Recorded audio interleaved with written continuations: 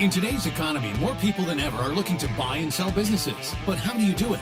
Welcome to the Deal Board, presented by Transworld Business Advisors. Straight talk about real deals and real people. Listen to stories, interviews, and expert advice to help your business sale, merger, or acquisition process. Now, here are your business exit experts, Andy and Jessica. Welcome back, everybody. And today we've got a good show for our listeners. We've got a couple entrepreneurial business stories, but what we have also done is we've woven in some services that we really think could be helpful to business owners that are either getting ready to sell or to buy a business. Yeah, we have two people that we're interviewing, Devin Miller from Devin Miller IP Law, and we have Skaug from Rainier Business Intelligence. Both services are geared for small business. I mean, Rainier may be a little bit larger of a business, but Devin is a disruptor. He's a young, I call him a young guy, and he says he feels like he's getting older by the minute, but of course, but he is done a great job of providing IP services to small businesses. And so he's been on multiple podcasts. He's a very dynamic individual. He's got a great story himself about his journey through large law firms, how it doesn't work, the structure doesn't work for entrepreneurs, and how he was frustrated by that and what he did about it. So, and he's got some other businesses too. Yeah. And what I love about it too is, like, look, both of these gentlemen that we interviewed today cover some things that are not, I would say, super sexy and exciting for business owners when they're getting ready for sale, like, books and records and legal stuff. And Devin, with his legal services, has really made it approachable for the small business owner, not just for a cost perspective, but I think his overall, I don't want to say approach again, but his overall approach to the industry, much, much more in the small business to mid-sized business world. So he's got a great story too. And then we're also talking to, like you said, Andy Ray from Rainier Business Intelligence. And let's talk a little bit about what they do. Yeah, well, they will come into a business. So the best thing that you could imagine is if you're a seller and you've been running a family business, and we see this all the time. We go into the seller's business and they have no plans, no metrics, no good books and records. And the idea of that business getting through a due diligence is just highly unlikely.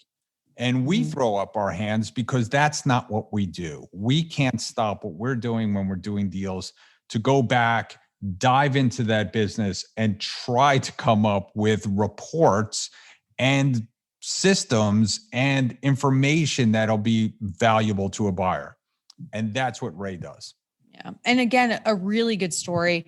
But the big takeaway from there is we talked about on the show multiple times, like, to sell a business, you have to have good books and records. Good books and records. I think we probably have 15 shows about it, right?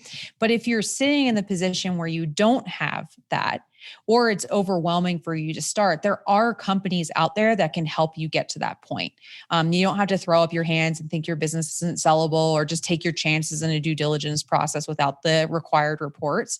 So I think, again, this is a really good service and a really good partner of ours to introduce to our listeners that you don't have to do this whole thing yourself. It's a lot of work and you have to continue to run your business. So we get it.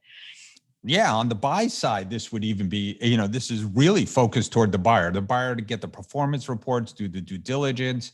I mean, I'm just looking at his report right now. I mean, there's no less than 5 major reports. They'll do it for video. I mean, these guys have this system down and they just present it in several different ways for you. It's pretty incredible. The amount of information and how they manipulate it to be usable by a buyer, to have metrics, to understand the value in a business. I think it's great. And him and David at Rainier, you definitely want to check out this service. But their story is incredible too. And that's what we love to highlight. Yep. Yeah. So we've got some good stories today, good tools for you to use if you're thinking about getting ready to sell or buy. And as always, if you have any questions for Andy or I, or suggestions for the show, please feel free to reach out to us at thedealboardpodcast.com. But otherwise, we're excited for a great show we have lined up today. Let's get to it. Transworld Business Advisors is the world's largest business brokerage and mergers and acquisitions firm with over 500 brokers in nearly 200 offices worldwide. Transworld's team handles thousands of business sales every year. To be connected with a qualified business broker or learn more about the buying and selling process, visit tworld.com/the deal board or call 888-719-9098. Hey, welcome back, everybody. And we have a special guest, Devin Miller of IP Law. And Devin has a great story. We love having entrepreneurs talk, and Devin helps a lot of entrepreneurs too. So he kind of has two stories for us today, but we'll start with his story. So Devin, welcome to the Deal Board, and give us a little background. How'd you get into this? You seem like a young guy. So how'd you get into this, and how'd you get started? And young always seems to be a relative term. The older you get, the younger people, younger it seems that they are. So I'm 36. So if that's young, that's old, or whatever that puts me at. But I'll go with young. Yeah, no, it's good. Yeah. So how did I get into? It's always the simplest questions that get the longest answers. So I'll try and keep it reasonably short. So IP has kind of been. I'll go back to undergraduate, which is when I did a dual degree, electrical engineering and Chinese. And so I was kind of getting towards the end of doing my engineering degree. And I was kind of saying, I like doing engineering, but I don't want to be an engineer, in the sense that, I don't want to be stuck on a project for months or years and be a small cog in a big wheel and never really feeling like I can have a big impact on it. And so I said, what else can I kind of do with engineering besides just be an engineer? And so at the time, kind of thinking through, and I kind of had two competing interests. One, I love startups and small businesses, and I was thinking about doing an MBA to build onto it. The other one is I also had an uncle that was a patent attorney as well. And so I kind of, he had an engineering background. So I kind of asked, what do you do? Or what is it that, you've done? And so I had that conversation, and basically I got to the end of that and I said, well, I'll just do both. So I went off and I did a law degree as well as an MBA degree at the same time. And so I kind of came out and was deciding what I wanted to do. And again, I was kind of saying, well, I during MBA school, I'd done a startup. I'd actually had a startup up and going, had some investors and was launching a startup. And I also want to do the legal career. So again, I kind of did the full-time legal career for 40 or 50 hours a week, did a startup on the side for 40 or 50 hours a week, worked a ton of hours, and continued to do that for a long period of time. That got me into really, one, loving intellectual property, loving patents and trademarks, two, loving startups and small businesses.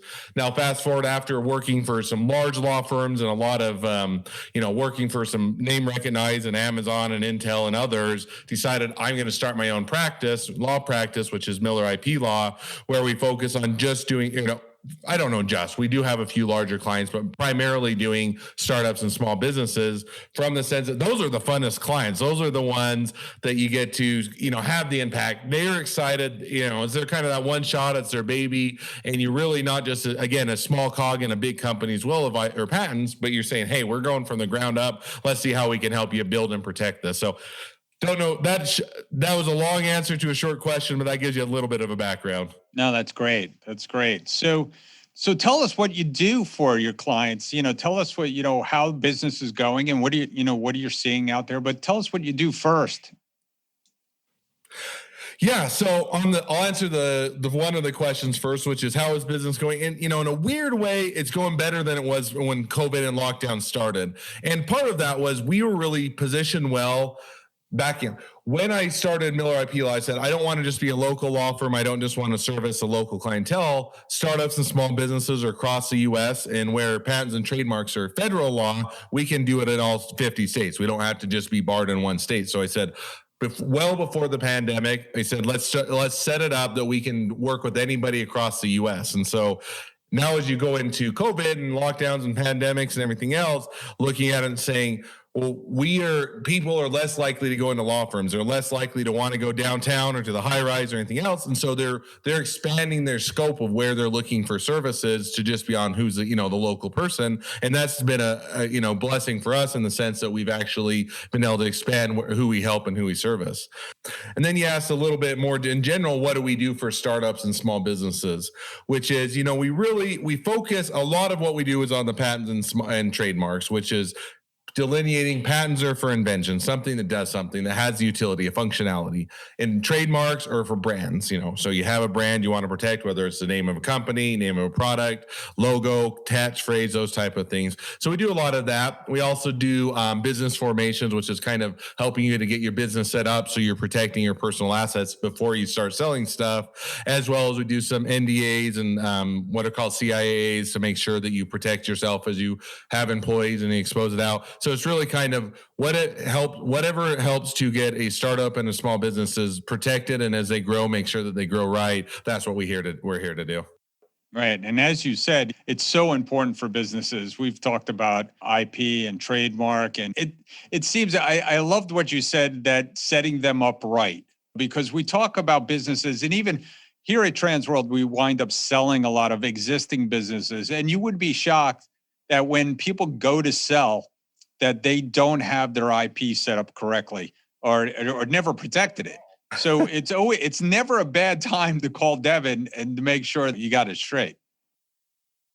Yeah, and I'll do myself little plug, which is if you ever want to call me, easiest way is if you just go to freestrategymeeting.com. We just do that. That connects right to my calendar. You can grab a day and time, do a free consultation, talk strategy, answer your question. So just if anybody ever wants to connect that, say connect up. Now, but to your point, it's shocking to me, and I see it on the side of people, to your point, going to sell their business, and they're saying, well, we're getting ready to sell the business. When we started to talk with them, they asked how we protect our business and what we had proprietary, and we didn't really know. So then they call us, and you're like, you kind of now playing catch up, right? And that's always the worst thing when you're trying to sell your business, and it shows right before you sell it, you have a whole bunch of trademarks or patent filings, and it shows that you really didn't have that covered, and you're kind of now trying to catch up, as opposed to if you have a strategy and a plan and you've been doing it along the way, it shows a much better organized and consistent and well-run business. And you said you've done several things. So what other businesses have you started or kind of gotten away from? Or I've been in several businesses before, and you finally find, the horse that you love to ride. Give me a little bit of background about some of the other things that you've seen or have gotten involved in. Yeah, maybe mine's more like a bunch of horses pulling a wagon, because I never want to leave a business behind. Now, I have a whole bunch of business ideas I never started, but most of them. So one of the other businesses is I started, it was actually when I was doing my JD MBA, or law degree and MBA degree. And, I look back at the time and I don't know how I ever had time to do it, because at the same time I was doing 20 hours a week as a law clerk at a law firm. I was doing my law degree and MBA degree at the same time, had a 2-year-old and just had a newborn. And then I decided, well, I'm not busy enough. So I saw a flyer, and it was for, hey, enter a business competition, and it was kind of one of those where everybody shows up, nobody has any partners, you all kind of get together and says, who wants to form a group? That was me. I rose my hand, who wants to form a group? Who didn't have it? So 4 of us got together and we entered a business competition. First year, we entered wasn't the world's best idea, but it was for reducing the smell of gym bags, and it was okay, but it took second place. We got to the end and said, well, this theoretical, but how do we ever do this? And didn't quite work out.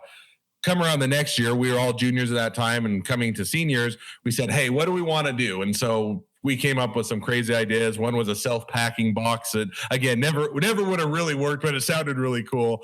And so it was at the time we were doing the brainstorming, couldn't come up with things. So I remember walking home, and I'd just been doing my first marathon at the time, and I didn't hydrate very well. It was really painful towards the end. And so I'm saying, wouldn't it be cool if you could do a hydration monitor? And this was the days before Apple Watch or Fitbit or anything. It says, it's almost a watch that can monitor your hydration level. And I said, well, I wonder if you could do that. So anyway, came back, pitched to the team, got my dad involved that had done a lot of medical devices. Short story, entered that in the business competition. At the end of the competition, we again took second place, and that's a bittersweet thing. I think we should have taken first, but it wasn't up to me. So I got to the end, and we were all going in different ways. And so we were going to, some of us, everybody's graduating, we were all going to different states. And I said, this isn't going to work to run the business where everybody's at different places. So with that, I bought all the business partners out, got investors, and did that. So now I'm graduated, doing my full-time law job, and also running this business on the side, which is really just two businesses. So that's my first and probably my baby as far as, hey, this is really what I started. Since then, obviously started Miller IP Law. I started a religious products business, which is kind of just a fun family business that I run with my kids. It's really enjoyable. Not a huge moneymaker, but I love it. Done one that's for software as a service, which is more, again, for the legal industry, but servicing a need that's not there. So doing that, got a couple others that are in the pipeline that will hit next year sometime. So I just love doing startups and small businesses, and I'm sure at some point I'll hit the end of my rope and won't be able to keep going with all the businesses and have to pick my pony. But for now, I'm a lot of balls to juggle and loving every minute of it. That's awesome. I mean, I love talking to entrepreneurs because if you want to ask someone to do something, ask a busy person, right? You always know how to get things done. You always know how to juggle a lot of balls. You always know how to try to figure out how to best get things done. I'm going to have you back because I have way more questions for you about the IP world. We'll have you back soon. But if you were going to give people a bit of advice about starting a business or buying a business, what's kind of the lesson of the day for coming from you that you would love to leave as a parting word?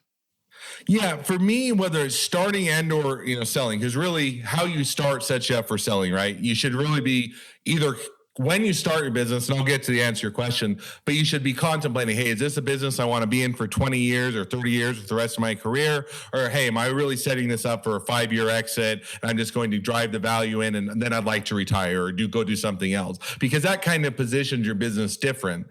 But really, in either case, you should be, I think the best thing is when you're starting it is to have a plan for how you're going to protect it and grow it, at least from the intellectual property side, in the sense that even if, businesses have more things to spend money on than money to spend. So you never have enough money to spend, or you never have enough money in the bank for everything that needs to be spent it on. So sometimes you're saying, hey, we can't do all of the intellectual property. I can't afford all the patents or the trademarks, and we'd love to do it. We just don't have the money. But at least if you have a plan saying, okay, this is our milestones, 6 months in, this is our core product, we'll get a patent on it. Or, hey, this is our core brand, we'll get a trademark on it. We can't afford it today, but as we start to grow, 6 months in, we'll do that. And then in a year time frame, we'll do this. And if you can at least have that plan, I think that avoids a lot of when you go to buy or sell it, or when you go to do something different, that you're not trying to play catch up, or you're not showing that you're behind the 8 ball.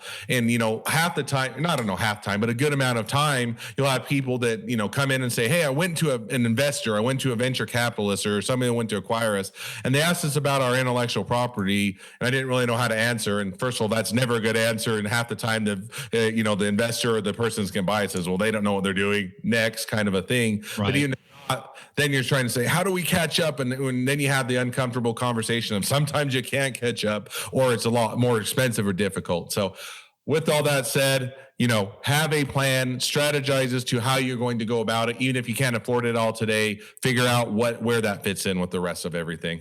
Awesome. I mean, a great story. And we will have you back, Devin, because I have a lot more questions for our listeners about IP. So with that, Devin, what's the best way to get in touch with you? You said it a little bit, but if you want to give it again so people understand, then we'll put it in our show notes. So I'll give you, you only asked for one, I'll give you 3. The one that I mentioned earlier was freestrategymeeting.com. And it just like it sounds, it's a free strategy meeting. Sit down with us. We answer questions. We, go through what you're doing, strategize with you and do it. And the reason we did that is really, we found that, hey, people are so afraid to come into attorney fees because they think the dollar signs are going to start showing and they're going to get billed as soon as they walk through the door. So I said, at least let's have a strategy session where it doesn't cost you anything. You can get a strategy, figure out what works for you, and we'll give you that answer. So freestrategymeeting.com. If you want to find out just more generally about the law firm, you can go to lawwithmiller.com, and that one's just goes to the website, find out our prices, find out more about us. If you want to connect up with me personally, chat, shoot the breeze, make a new friend, or anything else, just go to meetdevin.com. So those are the three ones that are easy to connect up with. Excellent, Devin. Thanks for coming on today. Really appreciate it. Hey, been a pleasure. It's been fun. Hey, Andy, do you know what time it is? It's time for our deal of the week. Deal of the week. Sold. Welcome back to the Deal Board, everybody. And for our deal of the week this week, I am joined by Diane Hartz Warsoff. She is the president and co-owner of our Transworld Business Advisors office in Utah County. Diane, welcome back to the show. Thank you so much for joining us again. I really appreciate you guys having me. So you recently just closed on a restaurant deal, which I know everybody will be interested in, and especially in the type of environment that we're in today. But why don't you just start by telling us a little bit about the business? So it is a hamburger franchise that successfully pivoted during COVID to takeout delivery. They were able to maintain that aspect of the business. Some of their lunch business went down. And the other advantage that they have is that they are open on Sundays. So that provided them in Utah. That's a big advantage sometimes. Yeah, I can imagine. Well, so it sounds like they were very well positioned, even in the economic downturn. Who was the buyer and why were they interested in the business? So the buyer is someone who was relocating to Utah when he made the offer on the business on March 20th. He was living in the South and was relocating to Utah for family reasons and had a background in fast food management and human resources and wanted to own his own business with a couple of partners. Wow. Well, sounds like a perfect fit with some management background and experience, really knowing how to run the company. How did the deal come together? What was the structure? Was there any financing used, anything like that? So there was a little bit of everything in this deal. So we had some cash. The owner was a little tight on cash, so he was able to get some, as we call them, friends and family to come to the table and help him out.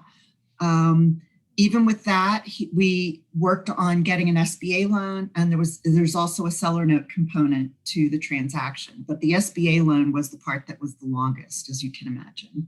Yeah, it's been much longer, but using a little bit of everything in the kitchen sink, right? So really making those deals together, which is typical in these small to mid-sized business sales. So we see a lot of that. So let's talk numbers. So what was the SDE on the business and what did it finally sell for? So the SDE was right around $100,000 a year. And the business sold for full listing price. We listed at $299 and it sold for $299. That was the easy part. Getting the seller and the buyer to the table was the easy part. It was everything else that slowed us up. Yeah. Well, that's a great deal. It's also a good example of franchises, especially in good franchise systems, do sell for higher multiples than a typical business. So like we've said on the show a lot, 2 times earning is the average that we sell businesses for. But here you got like a 2.9 times earnings. So that's a really good deal for the seller and for the buyer walking into a profitable business that he can run. And it has a full-time manager in place. So that was something that was very appealing to the buyer because he has another job right now. And so he'll be able to segue into the business over time while still having outside income to satisfy the bank. Wow. Well, it sounds like a great deal for all involved, the buyer, the seller, you. Diane, congratulations. And thank you so much on joining us on the show and sharing the story. Great. Thanks for having me, Jessica. I appreciate it. And we'll drop your contact information also into the show notes in case anyone is looking for a business in Utah County. But why don't you just go ahead and give the listeners how best to contact you if they want to buy or sell a business in Utah? So the best way to contact me is you can call me on my cell phone, 801-694-4844, or you can email our office at utahcounty@tworld.com. Awesome. All right. Well, thanks again. And we hope to have you back on soon. You bet. Thanks a lot.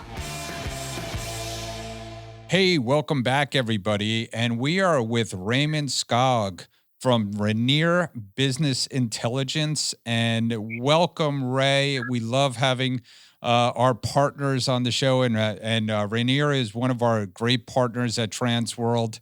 But we wanted to talk to you today about your story about Rainier. So give us a little bit of background, and again, welcome. Hey, thanks very much, Andy. I appreciate that. It's a great opportunity and privilege to be partners with the Transworld Network. I think I owe it all to Rich Sheaton in South Carolina, a good friend of mine, developed over the years and partner there. And I think, like you said, it's a good place for good people do good deals, and I found that to be true. Good. So tell us a little bit about you. I mean, how'd you get involved in Rainier, and tell us a little bit about it. Yeah. So,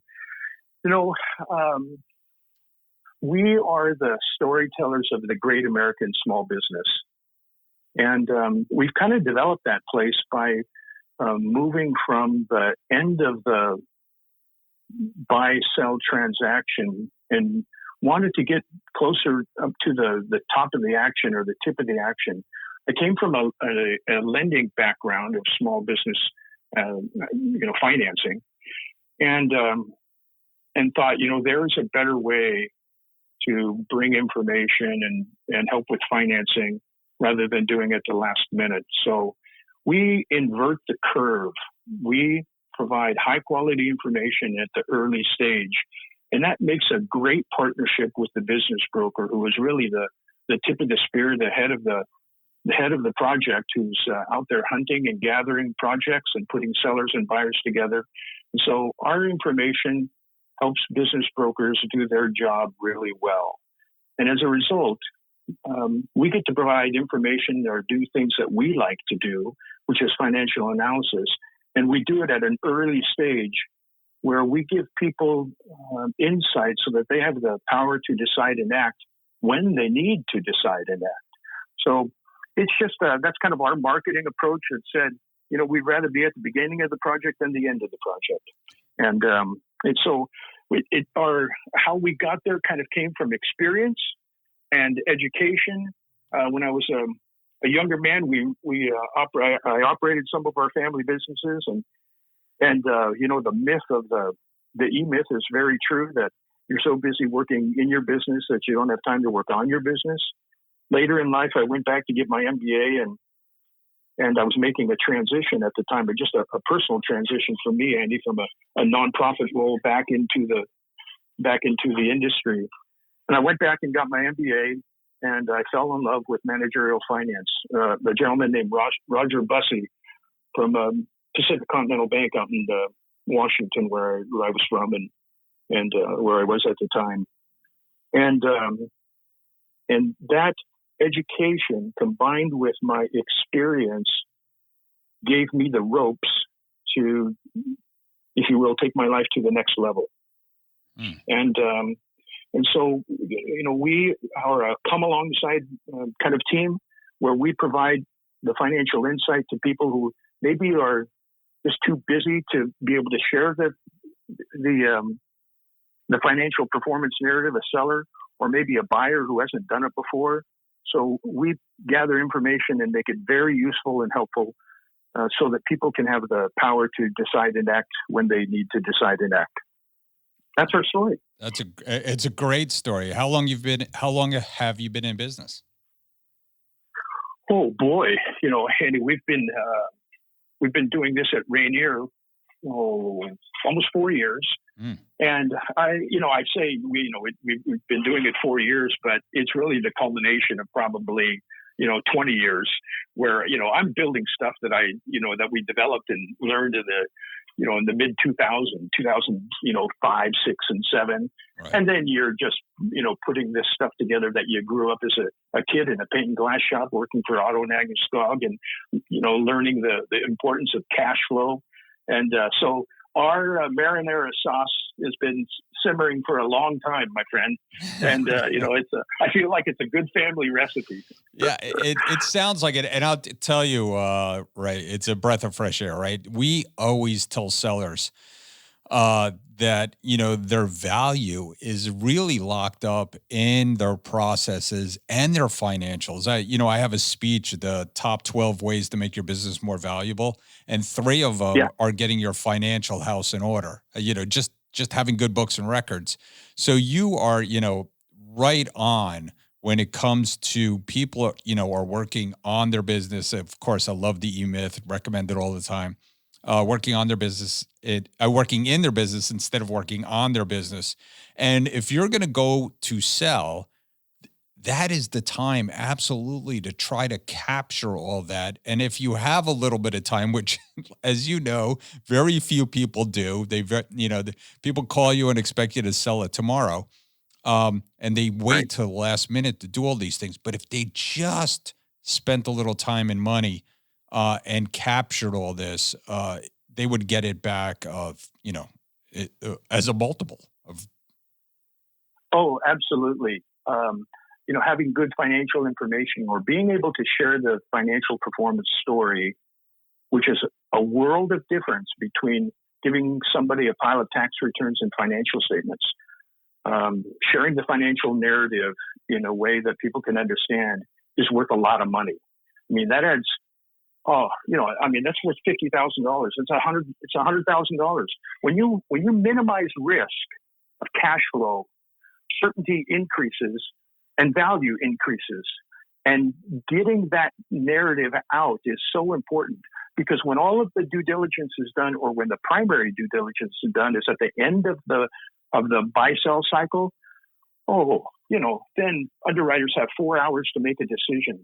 And you can't make assumptions, or you can't ask clarifying questions, or just the opportunity to get information at the last minute is so time-consuming, and it costs everybody a lot of money. Yeah. And so if you are helping your sellers get that early on, more power to you, Andy. Well, I think, listen, I think this is such an important topic again, because a lot of things, first of all, most businesses, the majority of businesses don't get third-party financing. And the number one reason for that is their books and records. And they can't tell the story to the bank. They forget about telling the story to the buyer. They can't tell the story to a bank, and they can't get third-party financing. Right. If you don't get third-party financing, that means you're the bank. And that puts a huge dent in what they're going to walk away from the closing table with. I've gone over this over and over again. So just like you said, giving the underwriters the ability to see the full picture could be hundreds of thousands of dollars at the closing table. Yes. And then think of this too, that a bank will make a decision and they'll say, yes, we'll loan you money. No, we won't loan you money. And they'll say, yes, the business is worth more than you paid for it. That's all good. And so that's pretty much the extent of the due diligence that they'll provide to a buyer, which is valuable. I mean, gosh, you just got a $900,000 loan because of what the bank did. That's so important. But the bank won't help you understand cash flow, or if they will, they'll look at it on the historical basis, maybe with some assumption. But frequently, that lender due diligence will give an owner enough capital to buy the business, but not enough capital to operate the business. And so now in the 5th and 6th month, when a buyer is there, the buyer is not worried about how much did he pay for the business or how much debt does she have. She's worried about, do I have enough cash to make payroll on Friday? Or I have a bunch of sales, but where is my cash? So our cash forecast dynamic modeling, which is done on a weekly basis for the forecast period, it's dynamic. It fills in all of the blanks of, what did you pay? How much did you borrow? What are your fixed and variable expenses? What are your inflows and outflows? And it lets that buyer have a tremendous amount of peace in mind that not only do you need $900,000 to buy the business, but you need $72,000 of working capital up front so that you'll have a minimum cash balance at that 15th week or in that 5 month. And those are obviously hypothetical numbers. But the insight is so tremendous to a buyer for peace of mind that now they are engaging and making a decision confidently, and it's not taking them 30 days of silence, which, you get into the selling and buying cycle and the buyer has gone quiet.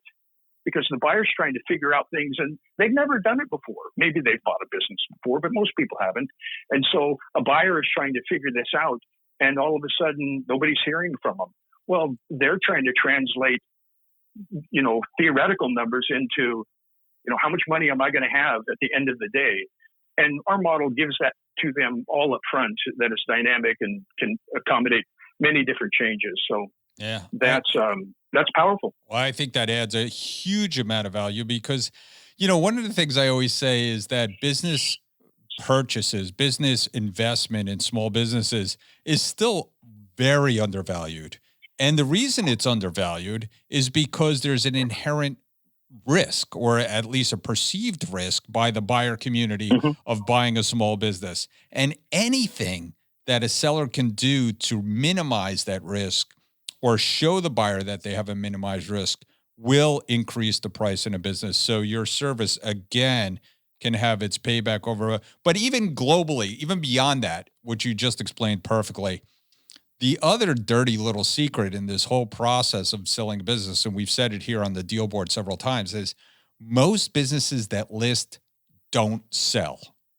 And again, the reason for that is that they're not prepared to sell, or they have horrible books and records, or they've been running the business poorly, or they can't communicate to the buyer why this is a good deal. All those things, right, if they got involved with you, say, a couple of years before they wanted to sell, would increase those chances vastly of selling. Yeah. Of even we think. Go ahead. Go ahead. Of even selling. Yeah. Andy, sometimes I think selling and buying a business is like, selling a box of chocolate. And most people, you go into the store to buy chocolate, and the server puts a pile of chocolate on the scale, and you tell them that you want 5 pounds. And then they start, taking away, and, you end up with 5 pounds, and you go, gosh, that's what I have left over. And we think that a better approach is to say, treat it like a proprietary parcel, and you put information, and then you disclose more, and then you disclose more, and you disclose more. And our information is all available at the beginning and controllable by the business broker to convey that information with secure links and feedback, use analytics, how many times people are looking at things. And so now a buyer goes through that process and goes, oh, I get it. And we use a model that Chris Voss developed, a former FBI hostage negotiator, called predictive disclosure. Another great book. Another great book that I recommend to everyone, but go ahead.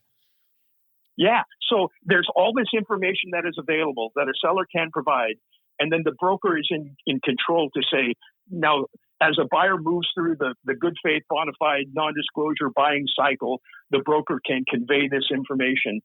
And starting off with, I think one of the products that we provide is our dashboard, where we can take information and turn it into insight in 2 minutes and 25 seconds. It's a wonderful, brief little video, which, by the way, our information really avoids the too long didn't read, a 90-page Excel document that glazes over everybody.